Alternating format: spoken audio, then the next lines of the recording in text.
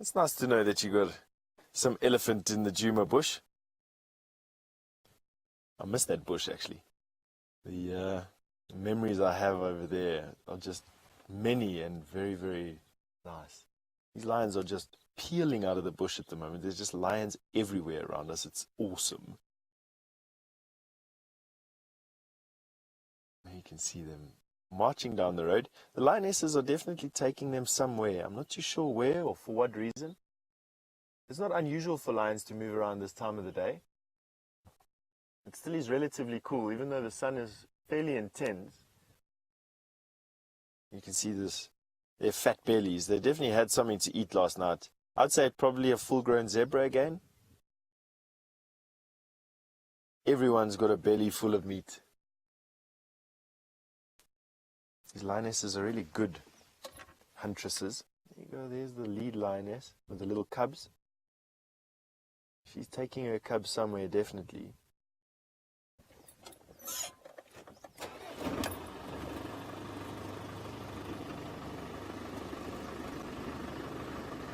Miguel, you'd like to know if the lions here are bigger than the ones at Djuma or just bulkier? That's actually a good question, Miguel. I don't think so. I think that these lions are the same size as the lions in Djuma. I think that they, on average, I haven't seen any extraordinarily big lions. I have seen extraordinarily big lions in the Kruger National Park. Oh, talking about extraordinarily big, have a look at that elephant at the back of this lion.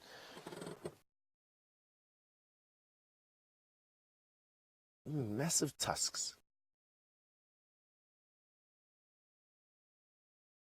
All right, big ellies, big lions everywhere. Lions in the road, lion cubs everywhere.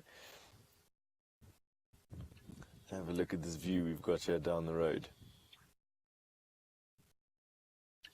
There's a traffic jam of lion. All different ages. From the 3 adults all the way through to the youngest cubs. Oh, that is just super cute. So, just to finish that statement, I don't think that these lions are any bigger, even though that the prey size that they eat here is on average bigger, I think, because they eat a lot of wildebeest and zebra here. The lions at Djuma, though, are supreme buffalo hunters. The Nkuhuma Pride have specialized in hunting buffalo, and that has led to, in my opinion at least, very strong lions. They're very bulky, very strong in their hindquarters and their forequarters.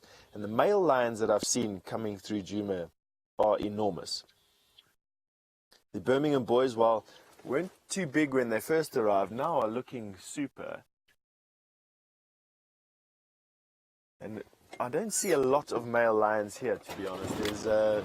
You don't see too many of them out here. Well, I haven't, at least anyway, but I don't get out as much as the others do. But it'll be interesting to see.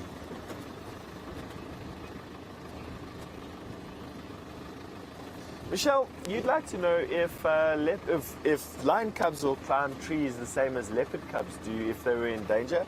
Yes, they're not as good at climbing trees, of course, but they will climb trees when they can and if they can. And in particular in this area, I think that lion cubs would climb trees more often than those elsewhere because of the danger of hyena here. So a lot of hyena, and the only way to get away from hyena is actually to climb a tree. And so I think that there's pretty fairly well developed tree climbing skills, I would imagine.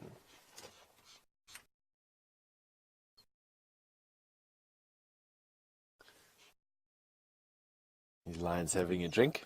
They don't need to drink. They get enough water from the prey that they eat, especially the insides, the juicy insides, but they won't waste a chance to drink some water where they can. And especially with a belly full of meat like this, these older cubs would take a drink whenever there was water available, as we can see. I don't think they're going to drink for very long. Oh, just look at that reflection in that puddle. Fantastic.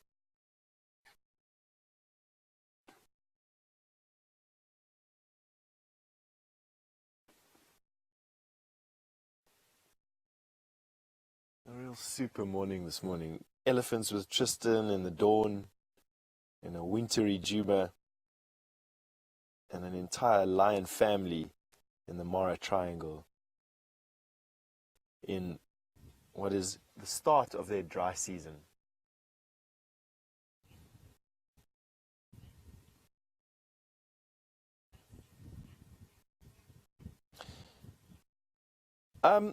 All Nick in Michigan, you've just wanted to know if a rhino came across these cubs, would it attack it? Would it leave them alone? All Nick, let me see if I can think about this question. I've never seen rhino attacking lion. I've seen lion riding rhino around. They do it as a bit of a game almost, and the rhino have almost always tried to get away. Would they attack lion cubs if they were around? I can't imagine why they wouldn't. In particular, here you have black rhino, which are cantankerous things to start with. I can't imagine why they wouldn't want to attack a cub if they found it not lying around, with the exception of this thought. The areas where lion cubs are, frequently they smell like lion, and rhino's sense of smell is the most highly developed sense that it has. And I think that the overwhelming smell of lion would sort of prevent most of the attack from happening. And I think that unless a rhino was heavily provoked, or it was really just in a perfect place at the perfect time, I don't actually think that would happen in reality. Is it feasible? Yes, of course. In reality, I don't think that it would happen, not easily at least anyway. I'm going to just go past this bush, put us into a position where we can see these lions, and give some space to some other vehicles to have a look at as well.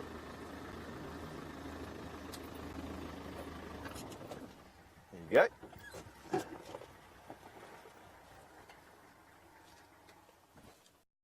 Right, we are joined by a bunch of other vehicles, and so it's always good just to have some manners. There we go. There's that lioness standing on top of the termite mound. You might find that this is exactly what she wanted to do in the first place, was to come to the series of termite mounds. They're a rarity here. Definitely not as common as they are at Djuma. And the added advantage of being able to stick your head out of the grass and look at what you're hearing is massive here. And she's joined by her cubs doing exactly the same thing. Oh, that's beautiful. Sunny Jen, you'd like to know how would lions hunt without the grass to hide them? That's a good question, Sunny Jen. I can only talk from my experience watching lions in the Kalahari, which has got no grass and just sand. And there they use depressions. So very similar to here, where they'll pick thickets of grass and bushes to use. There's always these folds in the land. And lions will very often use these folds in the land to their advantage. They're supreme strategists when it comes down to killing things. And they will use any depression, bush, termite mound, rock, thicket that they can to try and get close to their intended prey. In this particular area, they use grass and thickets. At Djuma, they use the thickets and the drainage lines and ravines there. Kalahari, they use the folds in the sand and the sand dunes in between and on roads quite often. So it's definitely not a detriment to lion, in other words, not having grass. But in areas where there is grass, they'll obviously use it. The lion's busy, fastidious at cleaning themselves, much like any cat would be.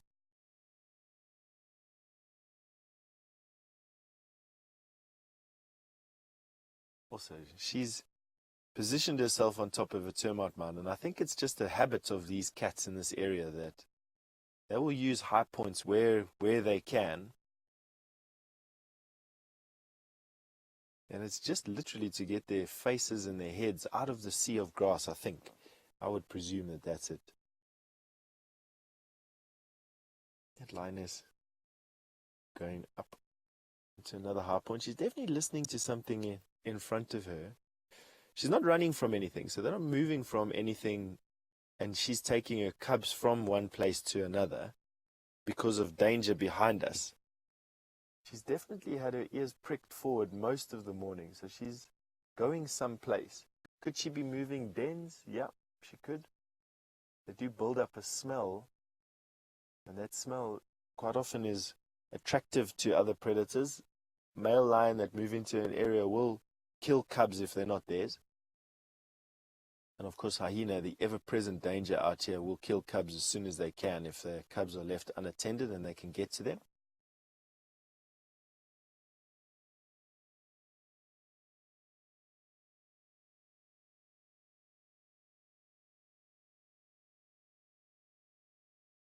Soraya, you'd like to know how different the dry season is in the Mara as it is in Djuma.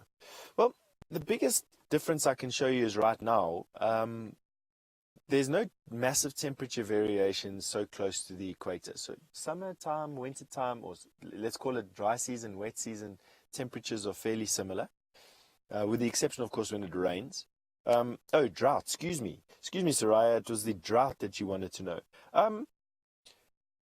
That's a good question. Mainly, the savanna that we have at Djuma is a woodland savanna, not a grassland savanna. So it's predominantly trees and shrubs. And drought affects trees and shrubs a lot more than it does grass initially. As we saw with the drought at Djuma over the last 24 months or so, it reduced the grass cover to 0, but at the same time, it also reduced the tree cover to virtually leafless, just with a little bit of leaves and twigs around.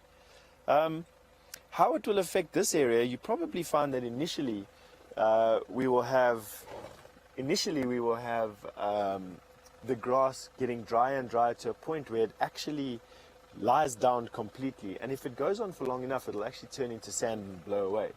I just want to move forward here so we can give some space.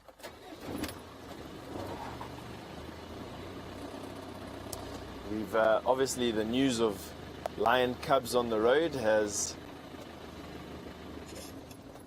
spread far and wide, and there's a lot of people that would like to come and watch, which is good.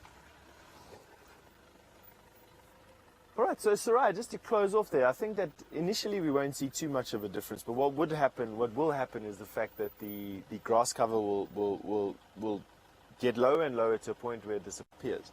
Will it